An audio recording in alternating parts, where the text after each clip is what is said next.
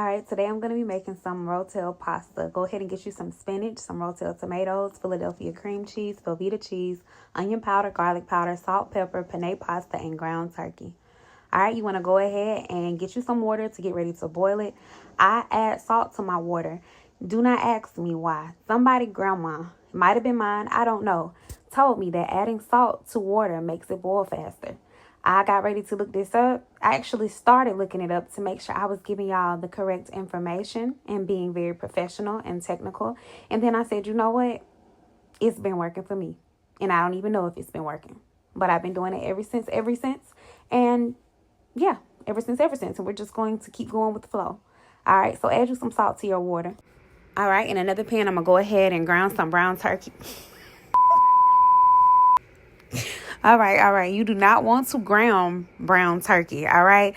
If your turkey is brown, then you shouldn't be grounding it anyway, all right? Stay with me. So you're going to brown your ground turkey. And if you're anything like me and you have kiddos or you just don't like germs, go ahead and get rid of those raw meat containers. Do not leave it on your counter because it will contaminate your counter. And these kids are random and will touch everything and everybody will be sick. Toss those chicken noodles. They look good. How about that ground turkey? Is coming along. So let's go ahead and drain this. We're going to take all the juice off, or as much as possible. And you see I have the water running in the background, hot water, so that I can make sure my drain doesn't clog. It's not a lot of fat that comes from this meat, but I do it anyway just to make sure. All right, you're going to put this back on the stove. Add some spinach to it. As I said earlier, I'm using the frozen chopped spinach, but you can use fresh spinach. That is actually what I prefer. I don't know how in the world I ended up with frozen spinach. It's not a problem, but I don't know. Maybe it was on sale. I was on the phone. All right, cover it for 5 minutes, then take the top off. Add some freshly chopped garlic. I love to put garlic in my pasta. Whenever I get a chance to make pasta, which is rare, I love to add garlic for that extra taste and flavor. Go ahead and add a little salt and pepper. Not too much salt because our Velveeta cheese already has a lot of sodium and we don't want to overdo it. All right, this is what your noodles should look like. Look at the firmness. This is perfect. Don't worry about the spinach in the background. That's a little razzle-dazzle off of the spoon.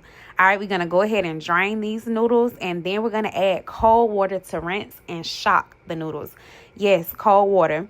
When you use cold water, it helps reduce the cooking process. When you use hot water, your noodles continue to cook, and that's how they end up soft, and you don't want them too mushy.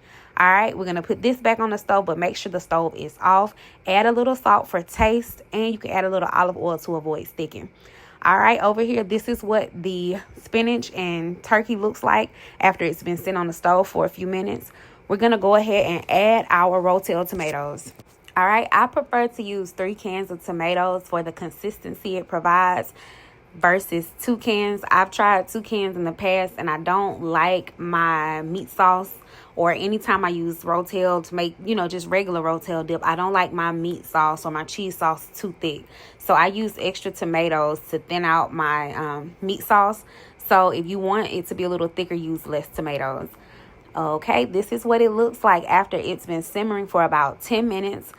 Now, I'm going to grab something out of the freezer to pair with this Rotel pasta. Get you some Sister Schubert Parker House style yeast rolls. Throw them in the stove and throw away those tomato cans so you won't cut the kids. This is what it should look like after a few more minutes on the stove. I am getting ready to add my Velveeta cheese. I would suggest you breaking it down into small pieces just so that it can melt faster. I personally will not be using any knives to make it really cute today. I'm going to break this Velveeta cheese however it gets broke because I got to get ready for work tomorrow and get these kids ready for school tomorrow. All right, so it's getting broke how it's getting broke. 1 glob. All right, we're going to go in and add 2 globs. And then we're going to top it off with 3 and 4 globs. All right, 3rd glob. Where you at? Boom, 3rd glob. All right, 4th glob. Okay, we could just say 4 blocks. 4 blocks of Velveeta cheese. Now, don't be like me and try to break this down without letting it soften first. I'm going to add the top, let this soften a little bit, and come back to break it down into smaller pieces so that we can go ahead and add our cream cheese. Okay, as you can see, it has softened a little more, so I'm able to break it down further so that I can get ready to stir it and add more cheese, which is the Philadelphia cream cheese. All right, once you've gone ahead and mixed and blended that cheese, you're going to go ahead and get ready to add your Philadelphia cream cheese. I'm using 2 bars of cream cheese. I personally love Philadelphia cream cheese. I have not found another cream cheese that can hold its weight compared to Philadelphia. If you know of another brand, do tell. But for me, I am using this Philadelphia cream cheese. I'm going to go ahead and do the same as I did with the Velveeta and go ahead and cut this up. Mainly right now because I cannot close my lid. If you decided to use a small pan, like I said, like me, you're going to definitely need to break this up. All right. I'm going to put the top on this and come back after a couple of minutes and see how it looks. Okay. You want to make sure you're stirring your cream cheese and all your cheeses in between and checking on it, because as you can see, the Velveeta cheese has not fully melted, nor has the cream cheese. And you don't want your guests or family members or whoever biting into big chunks of cheese, because then you'll be disqualified. All right. So you want to go ahead and blend all this together. I know you see a lot of liquid, but it will thicken up later on as the cheese melts. And like I said, like mine on the thinner side. Whatever your preference is, if you like it a little thicker, use less tomatoes so that you will not have as much liquid. All right, after 10 minutes, this is what your Rotel cream cheese sauce should look like. Look at all those cheeses that have melted together with those beautiful colors of the tomatoes and spinach. This is what the Rotel cheese sauce will look like, and it's going to be great once drizzled on the noodles.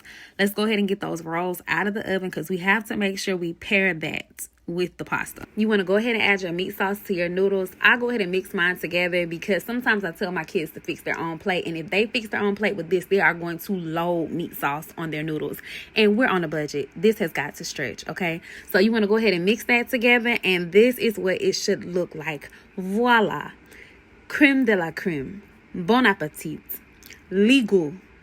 That is Haitian Creole. All right. And if you got anything extra, put it aside for lunch tomorrow because you deserve it. And don't worry about what I'm doing. This is country. Go ahead and dip it in that sauce. Y'all enjoy.